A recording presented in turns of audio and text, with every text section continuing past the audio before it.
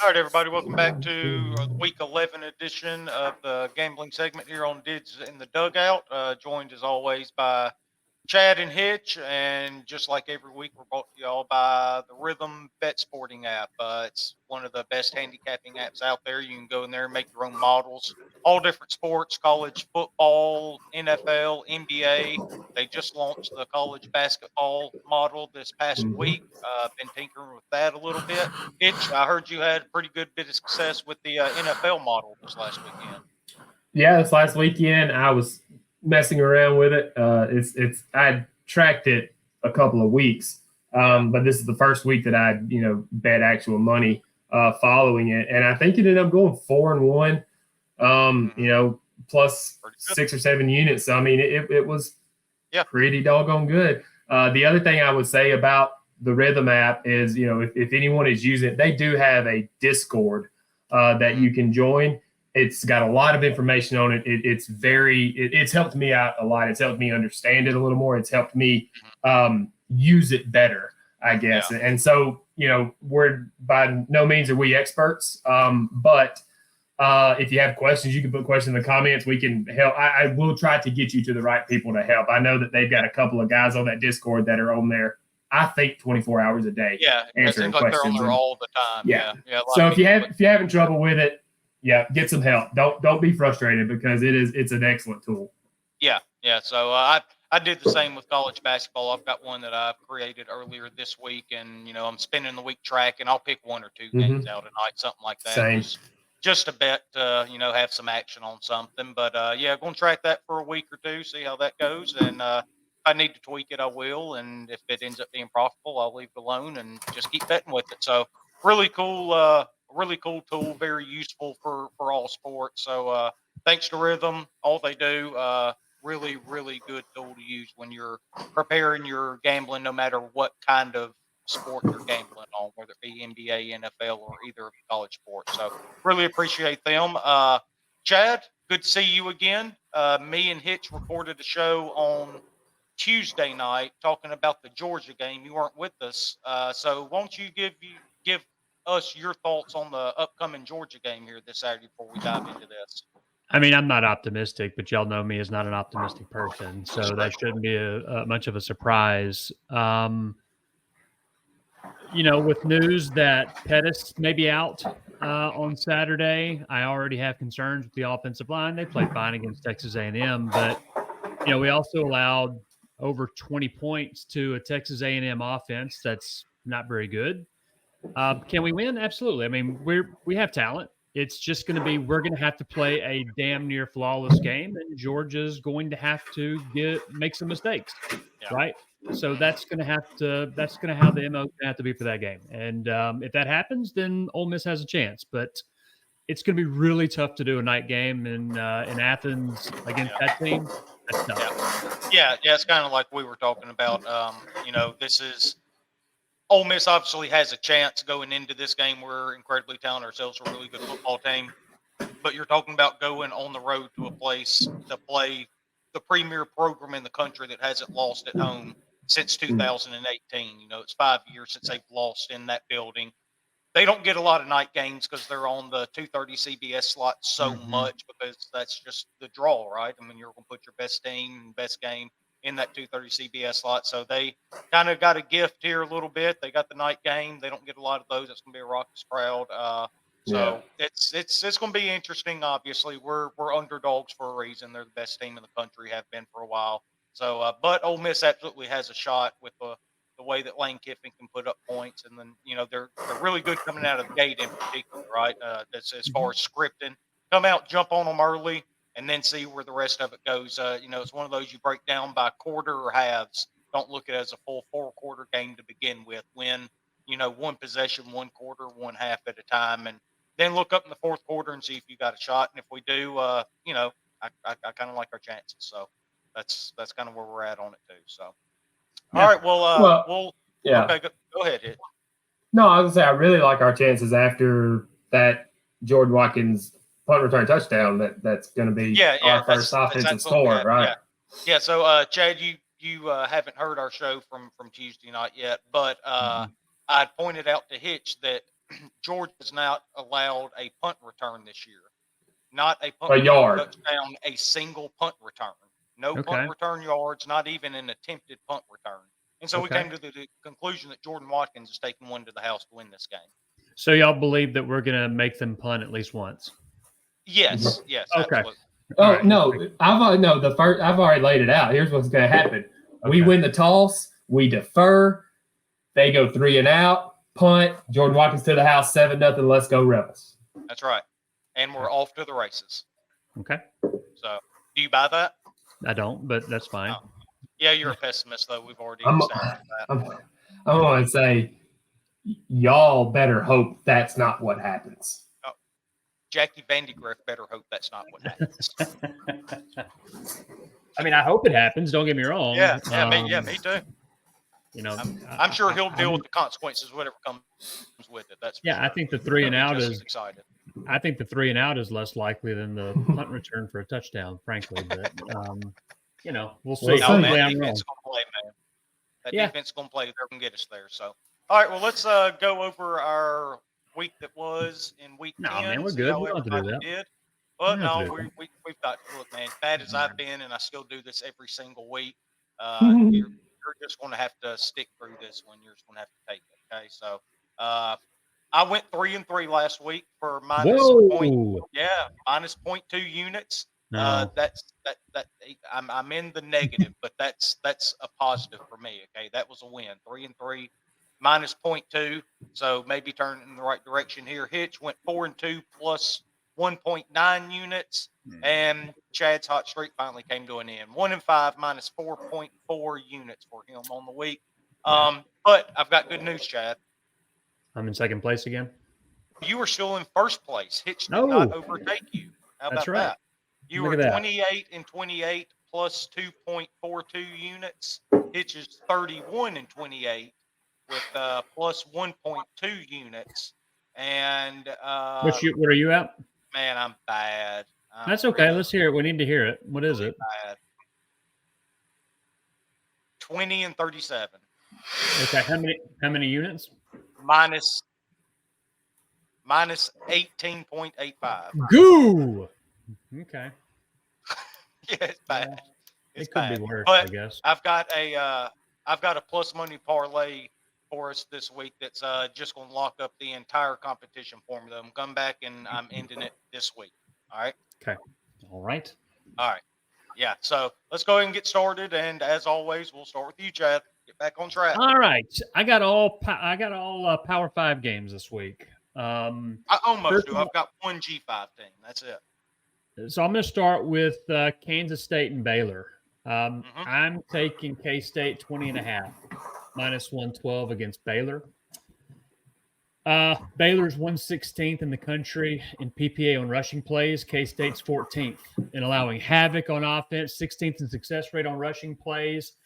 They should be able to control the line of scrimmage. Yes, they're coming off of a tough loss against Texas, so you always worry about a little bit of a hangover, but I do like the coaching for the Wildcats. Kleeman is, I believe that's how you pronounce it. He's fantastic. So I think that they're going to be able to put up some points against a Baylor team that has just really gone – they've been hot and cold all season, and I don't see them going into Manhattan and putting up much of a fight. Yeah, I totally agree, especially with this being in Manhattan. I think that's the biggest part. Obviously, a huge spread, but I've really liked what I've seen from Kansas State all year long. Really wish they'd have pulled that one out last weekend, obviously, for the Rebels. Could really use Texas getting another loss there. But good team, big spread. But yeah, if I was on either side of this, it would be Kansas State here. Yeah. How about you, Hitch? Mm-hmm.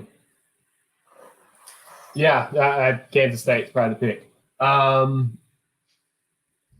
going to go ahead and get this one out of the way because so y'all can tell me what I'm missing. I have to be missing something on this one because I think the third week in a row, I'm going back to the Rice Owl well. And I'm Rice plus 14.5 versus UTSA. Jordan Daniels is out, or JT Daniels is injured. Yeah, I don't know. I didn't look, but it just seems like it's fine. Oh, okay. So that's what you're missing. Okay. But I think that even I don't think UTSA is good looking at their numbers. Like, I think Rice is within 2 touchdowns of them. They're converting at a 35% success rate, and they're scoring when they get in the red zone. They're scoring number 1 touchdown, red zone touchdowns, number 1 in the country. And I guess this probably hurts JT Daniels being out, but they are a top 15 team in the nation when it comes to offensive explosiveness. And UTSA isn't overly impressive on either side of the ball. And Rice has been close for 2 weeks in a row. I'm sticking with it. I think that Rice covers two scores here against UTSA. I mean, I looked at this game too. My numbers had Rice being the play, but I didn't because of the injury to JT Daniels. I mean, it opened at 9. This thing is screamed over 14. Wow. So, I mean, 14.5 is not a great number against UTSA. I mean, with if you're going to take UTSA, but with anytime I see quarterback stuff, it's going to be hard for me to pull the trigger on it. I probably should have looked. This was the last game that I did. I just finished the right before we hopped on, so I didn't look at that. But I'm sticking with it. I think that their defense will do enough to keep them within 2 scores. They rank in the top 10 when it comes to preventing red zone scoring. And this was an interesting thing. Rice is -4 turnover margin overall this year, or I'm sorry, at home this year. On the road, they're +1. And UTSA is -1. So maybe we get a defensive turnover. JT Daniels doesn't have to do that. And get a turnover, get a quick score. And, I don't think Rice wins it, but even with 9, you said it started at 9? It opened at 9. Man, I'd have been on that money line. Okay. Well, you still can be. That's the good. Yeah, you still can be. Not with JT Daniels out. Yeah. Oh, okay.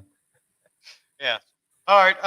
Well, my first play, we're going to go to the Big Ten, and there's a big one going on in Penn State this weekend. We got Michigan and Penn State. Penn State is getting 5 points at home against Michigan. Michigan's got all of this stuff going on right now. There's talk about Harbaugh getting suspended either later on this week, next week, by the Big Ten. So a lot of distractions going on within that program right now. I'm going to take Penn State +5 at home. You're going to give me 5 points with that defense they have as well, which I know Michigan's really good themselves. Defense is good, but Penn State's offense obviously struggles, but that defense is so damn good. I think they can stay within 5 points of the Wolverines with everything that Michigan has going on surrounding that program right now. A really big home field advantage for the Nittany Lions. So I'm going to go ahead and take the 5 and bet Penn State here. Happy Valley is a tough place to play. I wish it was a night game. That would make it a lot more fun. They usually do a whiteout every year, and those are always fun games to watch. But I actually have a play on this game as well. So, we'll just kind of dive into my second. I'm actually on the under 45.5, -115. You kind of said it. Both of these teams have incredible defenses. Both are top 3 in PPA against the run, top 5 in havoc created. I think Michigan is actually going to play well and win. I think they're playing with a chip on their shoulder because of all the stuff that's going around. But I don't think there's going to be a lot of scoring. I mean, we saw what Penn State did against Ohio State's defense. They scuffled against Rutgers last week, at least early on. So I don't think there's going to be a lot of points scored in this game. So I took the under 45.5. Yeah, I totally agree. And for Penn State to stay within this number and even have a chance to win the game, it has to be under this number anyway. Yes, absolutely. So I totally agree. I like that under as well. All right, Hitch. All right. I want to go. Y'all are going to hate this one too, because I do. Give me Kentucky +10.5 at home against Alabama. I like it. This was a rhythm play for me. I've got 3 models built, and I took any game that overlapped in 2, and really looked at it. And this was one of them. I averaged the win probabilities and the edge together, and it was a 65% win probability and 18% edge. It was one of the higher ones. The Kentucky defense actually matches up pretty well with what I think Alabama has been trying to do all year. I'm not an expert, obviously, but it feels like Alabama's offense is either getting Milroe loose somewhere and let him create, or let him just throw it as far as he can and let a receiver run underneath it. Against the run, Kentucky's 34th defensive success rate. They're 28th when it comes to allowing touchdowns in the red zone. And here's a key number, I think, is they're 11th in defensive explosiveness. And that's gonna take that long ball from Milroe away, hopefully. Make it more difficult. On the offensive side, I think Kentucky will probably be able to get their run game going a little bit, because the thing that stood out is Kentucky's 12th in the country when it comes to yards per carry. I don't remember what the number was, but it was, I think, maybe almost 6 yards a carry. It was a crazy number. And Alabama is 115th in defensive stuff rate. So that kind of pairs well. It tells me Alabama's not getting me in the backfield. If Kentucky can, even get 3/4 of that yards per carry, if they can get 4 yards on first down and keep on schedule, I think they probably give Alabama some problems here and maybe not win the game at home, but stay within the number. They're a tough team too. They play hard they sign up for 60 every week. So I could even see a backdoor cover where they score to be down 7 or something at the end. Or down 2 touchdowns and. Yeah, I totally agree. And, hopefully Kentucky can pull off an upset here, and then all of us can become the biggest Auburn fans in the entire world after we take care of it this Saturday. I started to throw that in my write-up here as a we need Kentucky to beat Alabama, but I realized that I don't have anything behind it. It was just me being an Ole Miss homer and just like wishing that into existence. So I didn't, but nice. That's fine. You don't have to do that. I'll be the homer for all three of us here. I have no shame in it whatsoever. You will find that out later on in the show when I get down to the bottom of this list. We already know what it is. Yeah. So, I think I already know what the number in front of the units are. You might. All right. So my second game, going to Statesboro. Georgia State's playing at home this weekend. They're -2 in this game. I really like them here. It's App State, by the way, Georgia State and App State. I've watched them play several times. I've been so impressed with Georgia State this year. I think their offense is explosive. I love the quarterback and how athletic he is. I know we've talked about him several times on this podcast. I know Hitch likes him. He's probably the one that's talked about him the most on this show. But that's such a small number. And Statesboro, for whatever reason, I don't know the reasoning behind it. I always hear people talk about how hard of a place it is to play, though. So give me the home team with what I think is the better quarterback and a small number here, -2, the team that's playing pretty good. So I like them to put up some points here, and so I'll take Georgia State -2. Statesboro is Georgia Southern, by the way. Oh, what was Georgia State? They're Atlanta, if I'm not. Yeah, they're in Atlanta. Atlanta, okay. So I had stuff. Sorry. It's okay. I'm sure Atlanta's a tough place to play as well. So yeah, especially when the Braves are in town. That's true. That's very true. Somebody is on read today. I'm just trying to make sure. No, what man? Look, he's accurate. Okay, that's what he's here for. He's here for facts and accuracy. So that's on me there. Yeah, I wanted to correct my guy. Make sure he knows going forward. Now that it's in Atlanta, I hate this pick. App State +2. Yeah, now I mean that is my next pick, right? I am going. No, I was just kidding. I'm actually taking Oklahoma -12.5 against West Virginia. Oklahoma's coming off a tough loss this past week against Oklahoma State. I'm seeing a bounce back spot. They're at home. The Mountaineer defense, they should be able to put up points against West Virginia's defense. 110th in PPA on run play, 70th against the pass. Oklahoma, they can put up points when they want to, and I don't think West Virginia is going to be able to keep up. I get it under a touchdown in Norman. I'll take that. What was the number you got it at? 12.5.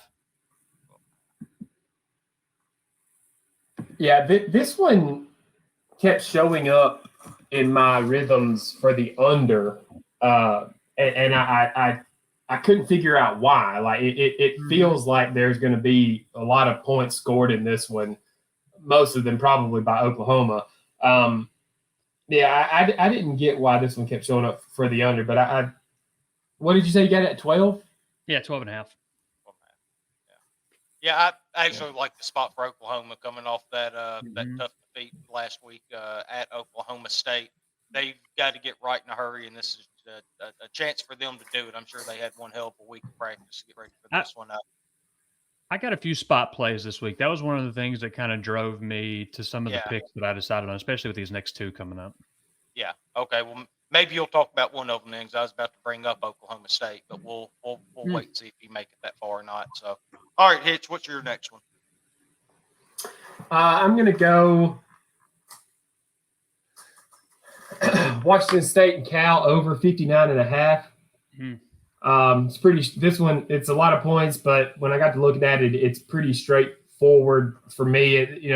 Washington State throws it all over the yard. Cal can't stop the pass, right? Washington State is tops, in the country when it comes to offensive pass success, and Cal is almost dead last at 131st. Yards per game for Washington State, second best in the country with 33rd best yard per catch. So here's a fun little activity I did. These are the stats that Cal's defense ranks outside the top 100. Defensive success, pass defense, yards per game, and yards per catch. Defensive pass success, stopping third downs, stopping drives that once they get inside your 40, red zone scoring and red zone touchdowns, and havoc. Washington State list, almost the exact same. So that tells me that both of these defenses are not great. And I feel like there are going to be plenty of points in this one. I'm going to take the over 59.5. My only counter to you is the offenses they've played. USC and Washington may skew that. Damn, Washington State sure couldn't put up any points last week against Stanford for me. Put up 7 against Stanford at home. I was pretty pissed about that. Lost 10-7, right? Huh? Lost 10-7, is that right? Yeah, they lost 10-7. Yeah, Stanford is having a strange year. Yeah, Stanford's having a really strange year. Yeah. Washington State's really struggled here the last few weeks, so they go for that hot start. It seems like that game against Oregon State earlier in the year kind of turned their season for them, and they've kind of gone downhill a good bit since then. So I think this is a good right spot for them against this Cal defense. My next pick, I'm going to the Pac-12 as well, Hitch. We have a huge game at 2:30 with the Utah Utes and the Washington Huskies, right? Getting played up there in Seattle. Utah doesn't score a lot. They don't. Okay, I'm getting that out front right now, but they do play defense. They do. As long as it's not against Oregon, they play good defense. Got lit up pretty good against Oregon. Outside of that, they have performed pretty well on that side of the ball. They're getting 9.5 points here. That's a ton of points. So I think hopefully that defense can raise a little hell on Michael Penix, get him off balance a little bit. Washington's going to stumble at some point. I'm not sure this is the exact spot it's going to happen, but this is as good of a spot as any, and you're going to give me 9.5 points on top of that. So I will take a pretty good Utah team to hopefully stay within the 9.5 number here and get the cover and hopefully win this thing outright for the Rebels. Yeah, it's weird. Considering the records, I still think, in Washington beat Oregon straight up. I still think Oregon's the best team in the Pac-12, considering how they're playing. They're trending up and Washington's trending down right now. Because USC had their chances last week against Washington. They should have beat them, but that defense is just so god awful. It's bad. Yeah. Who's this? And then you got Oregon State and Arizona, who might be the second best team out there, right? Like, that's a really sneaky good game. Arizona's playing so well right now. Yeah, it's. I mean, you've got probably Oregon and Washington at the top, but I think that Arizona and Oregon State are closer to Washington than they are like USC, Arizona State, stuff like that. Yeah, secondary group. Yeah, and further away from Oregon too, kind of to Chad's point. I think. Yes, I think they're closer to Washington than they are Oregon. I also think Oregon's the Oregon plays the style of football that is going to translate to Big Ten and SEC style when it comes to the playoff, assuming they make it. That's just the way I view it. Washington has that feel of a traditional Pac-12 team that plays offense and no defense, but Oregon feels a lot different. They feel physical. Yeah. So, all right. So, Chad, you're up next. Yeah. Give me Tennessee. I got them at -1. They're at 2 now. I'd still take them at 2. -1 at in Columbia against Missouri. I got them at -112. This is one where I'm playing a spot. Missouri just had an emotional game against Georgia last week. That was, one of the biggest games since they've been in the SEC. And they lost. And now they played pretty well. They played real well. And outside of the 2 turnovers that ended up killing them, they played pretty well. And now they have still a pretty good Tennessee team they made light work of UConn last week, so they should be pretty fresh and ready to go. You're giving me less than a field goal. I think it's gonna be a letdown spot for Missouri. I'll take Tennessee. I got it at -1. It's at -2 now. I would still take it. And I got it at 112. Okay. Talk to me about that total. What do you think? What do you think? I can't remember what it is. Do you think that both teams are going to score points? I do. 58.5 is where it's at right now. I knew it was less than 60. This one, well, the reason I asked is it almost made it. It was a match in 2 of my rhythm models, and so I put it on my sheet. But when I got to looking at it, I had it projected way under the total, and so I kind of stayed away from it.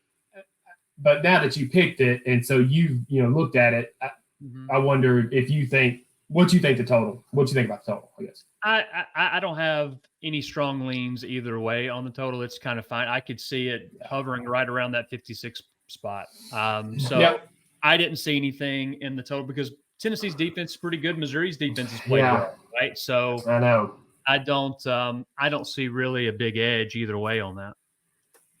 Yep, agreed. All right, Hitch, that is why Tennessee and Missouri's over is not my next pick. I'm gonna, I don't know, 4th or 5th time this year, I guess. I'm gonna go with a Boise State game. Give me New Mexico versus Boise State under 59.5. I think both teams are fairly successful running the ball, and I think they'll both try to establish that. And obviously that means a continuous clock with the new rules. I don't know how that has affected overs and unders this year. I haven't looked at that, but in my mind, it affects it at least a little bit. Something else that is good for unders, can be turnovers. And boy, do these teams love giving the ball away. Boise State has a -7 turnover margin, -3 at home. New Mexico is just as bad at -6, both overall and on the road. Obviously we don't want any pick sixes or scoops and scores, but what would be great is if we have a drive, and a pick, that drive killer. Sure. I think there probably will be points scored in this game. The line is 26, but the total is only 59. So that leads me to believe we're, to expect Boise State to score.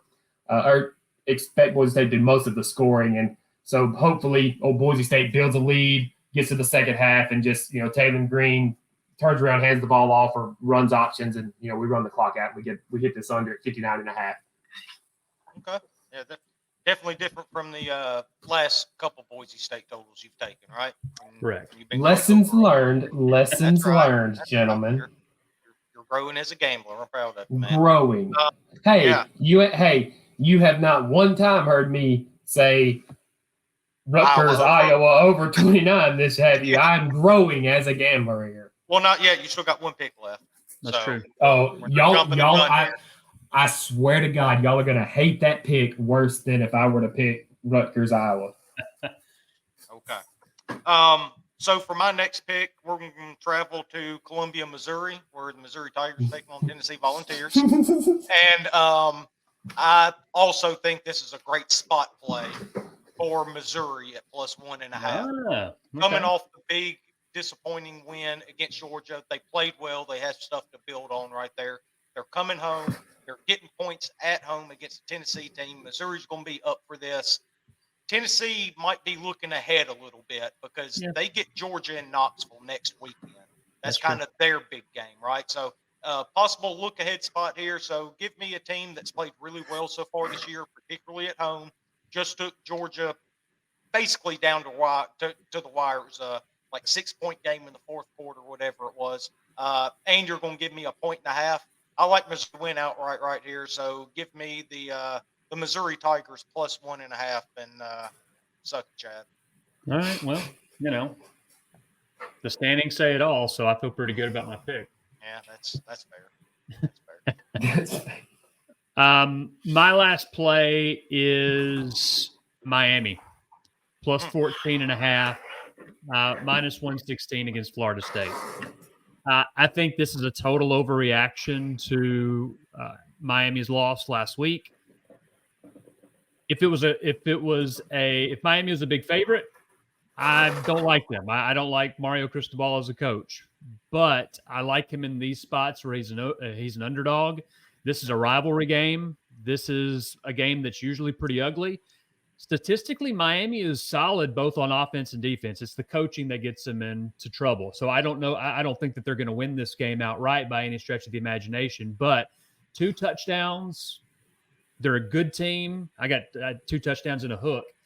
I think, like I said, it's an overreaction to what's been going on in Miami's season. I think that they can keep this close even though it's in Tallahassee. Yeah, and I said it a couple of weeks ago with I really like it here. Yeah. What were you saying, Hitch? No, I said it a couple of weeks ago with the Miami. I can't remember who they were playing, but like if Miami is back, right? Like this is a game they have to be competitive in. Like they can't get blown out in this game, right? And stay within 2 scores. Yeah. So that's my favorite play of the week. Yeah, I really like this spot too for Miami. When I saw them at 14.5, that was definitely one I started looking into at that point. And the Rebels really need it too. So come on, Hurricanes. All right, Hitch, what's your last one? All right, so Hitch, this one, so this one was the only game so far. I guess as odds change, rhythm will suggest different plays. So another game may overtake this one. But as of this recording, this is the only game that all 3 of my models liked. Mm-hmm. Mississippi State versus Texas A&M over 43. Okay, I can deal with the over. Yeah, I like that.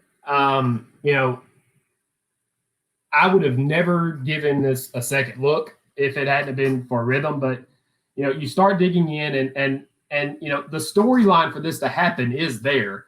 I think A&M will obviously have to do most of the scoring. I think Jimbo Fisher needs a statement win. I think he needs to blow out an inferior Mississippi State team. Mm-hmm. I don't know how State's going to move the ball, but I think ultimately what I hope happens in this game is State can be explosive and they can take advantage of A&M allowing explosive plays. They're like 121st in the nation when it comes to that. So if State can hit a couple big plays, score a couple of times, maybe. I'm hoping A&M's defense takes care of the rest, maybe gets, like I mentioned earlier, we don't want it an under, we do want it an over, pick 6, scoop score, or probably more likely is they just hurt State when it comes to State's offense, force them into punts in their own territory, get short fields, and maybe Texas A&M can do enough scoring to get us on this over. I saw a lot of State fans on Twitter talk about apparently there was a quarterback change in their game last week against Kentucky. They seem like Parson should have been the guy for a while, so maybe he gives them a little bit of a boost to at least get you to, 43 is not a lot of points, so hopefully they can generate a little offense. It's gone down. Yeah, I think it was started up around 46 or something. I also saw where Arnett said Will Rogers has been practicing this week, and if he can go, he's going to be the guy. So, that adds a little bit of value to State's offense. He is, one of the SEC's top passers or whatever. So, but I like I said, I would have never looked at this game because I think both of these offenses stink. But Rhythm suggested it, and when I got to digging, there is a path for it to get there. And the more I read about it, the more I liked it. So, Texas A&M, Mississippi State over 43. Yeah, and something else about Texas A&M, there's reports of Max Johnson having multiple broken ribs coming out of that Ole Miss game. There's a chance he's not going to play this weekend. If Max Johnson doesn't play, I have no idea who they're running out at quarterback. Could be an absolute stud, could be a nobody. I have no idea. Yeah. But that is floating out there that he has 3 broken ribs from that Ole Miss game, and he won't play this weekend, possibly the rest of the season. How true it is, no idea. But we will find out on Saturday. And you talking about Wright getting hurt for Mississippi State? He was injured. Yeah, that freshman from Nashville came in, and I don't know much about him either. But kind of like you said, maybe it gives him a little bit of spark, get some young blood in there, and see if he can kickstart that offense a little bit. And you never know, maybe A&M will get a field goal block for a touchdown. That's always an option too. That'd be nice. Yeah. So, all right, my last pick here. Kind of the trend here. I'm going to go with another home underdog that could really benefit the Rebels here. So I'm going to take TCU plus 10 at home against Texas. TCU has been underwhelming this year, I think it's fair to say. Yep. But catching double digits against Texas at home, I think TCU's really going to get up for this game, this being Texas last year in the Big 12, the whole in-state rivalry thing. They can score enough to stay within 10 points, I feel like, especially with Quinn Ewers still out. It's just a big number for a team that can put up points like TCU can. They put up 33 last week, I think it was. But they can score. I think they can keep it at least within 10 points, keep it within the number, and hopefully for the Rebels one more time, pull off the big upset at home and beat the Longhorns and let the Rebels keep moving up. Yeah. I didn't look much into that game. So, yeah, I mean, Texas played pretty tight last week against Kansas State. So, and you're right, TCU at home, having a home dog is never a bad thing. That's right. So, all right, let's move to our plus money plays, Chad. What pretty simple here. It's a money line parlay plus 243. Tennessee and Fresno State. Okay. That is a loss. All right, Hitch, what do you got? And I want to so bad. I can't decide. I wanted to take. I wanted to do a money line parlay with Rutgers and Washington State, but I think right before we started, Rutgers went from plus 100 to like minus 105, so it kind of screwed it up a little bit. Yeah. You know what, Dids? Give me the Rebels money line. My man. I have no idea what it's at right now, but plus 500. Is that what it is? I got you. Hold on. Plus 350. Sorry. Okay. Yeah, plus 350. I knew 500 seemed a little high because it's been bouncing between 11 and 13 and 10.5 today. Yeah, there's I can't because I promise I looked at it earlier today and it was not 500. No, that was something else that I had selected. Yeah, sorry, I was looking at something else. Yeah.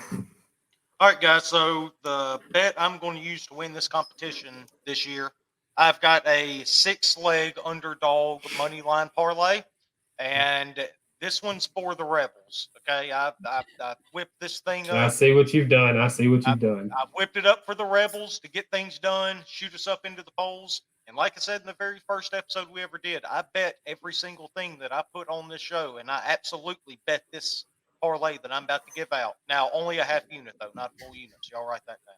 But we are taking USC, Miami, Penn State, Utah, TCU, and the damn Ole Miss Rebels all to win outright for plus 615,433.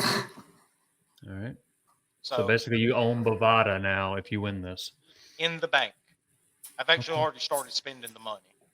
That's kind of amazing. Yeah. So a guaranteed hit there. That's a big one. No, it's about time for the stars to align for the Rebels. This is how it happens. So I'm gonna go ahead and get on that star and ride that son of a bitch all the way to the moon. Here we go. Yep. All right. Well, I mean, I would like to. I would like for you to win this competition. So that would involve this bet hitting. So yeah, okay. It's actually the only way that I win this competition if this bet hits. And hell, you may still be in the negative if that hits. That's messed up, man. That's messed up. But I think I will slightly squeak into the green. So hopefully that ends up hitting. But anyway, guys, are there any final thoughts? Anything else y'all were looking at this week? I wanted to get on Iowa. Couldn't pull the trigger on it. South Alabama as well. They're pretty beat up right now, right? I think their quarterback may not play. Yeah, their quarterback may not play. Yeah. Hence the reason I didn't play it. Georgia Tech 14 against Clemson. Maybe I'm just jaded against Clemson, but I don't know that Clemson covers 14 against anybody. I looked into the Georgia Tech one. I do like them plus 4. It was 14.5 when I looked at it earlier. I don't know if it's gone down now or not, but Georgia Tech's playing pretty good. Yeah, that's what I was thinking. I looked at Kansas when I looked earlier. It was -4. It's gone down to 3.5. Has Texas Tech gotten better as the year progressed? Yeah, they've been playing. I haven't paid attention. Yeah. I actually looked at that Kansas game, and the only reason I didn't get on it is I have 2 rhythm models, and both of them had it just a slight edge for Kansas. It was at either 4 or 4.5 when I looked at it earlier today, and mine had it like 4.6 and 4.7, so it wasn't a play at that point. But I do personally really like Kansas. Now, if it's going down closer to a field goal, then that's something I'll probably end up personally. At home, I do like Kansas in that spot. Houston was the other game I looked at. Houston 2.5 at home against Cincinnati. Oh yeah, I do like that too. The letdown spot for the Cowboys going to the bounce house, right? I wasn't sure if anybody was going to bring that up or not. That's why I didn't talk about it. Upon initially looking at it, I see 2.5 points as good as Oklahoma State playing.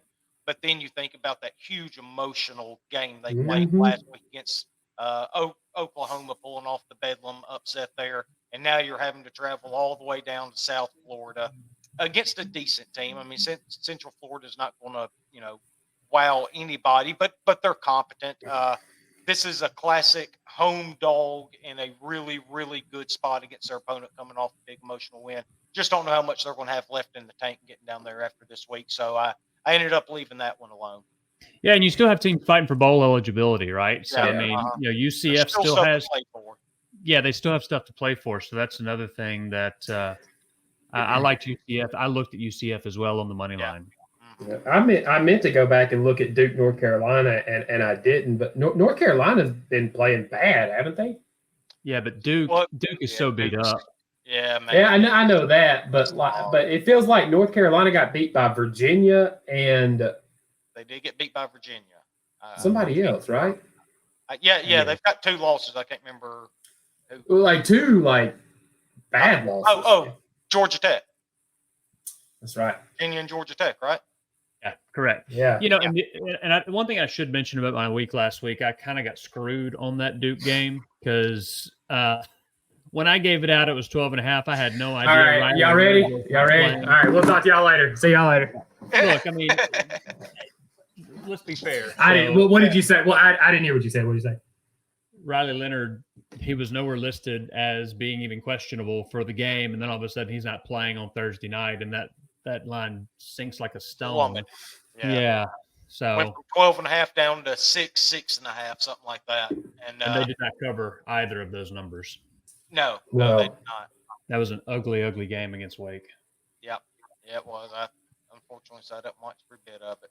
Just as pissed off as you were because I bet it just like you did. And I think I bet it, and then an hour later is when the Riley Leonard news come out about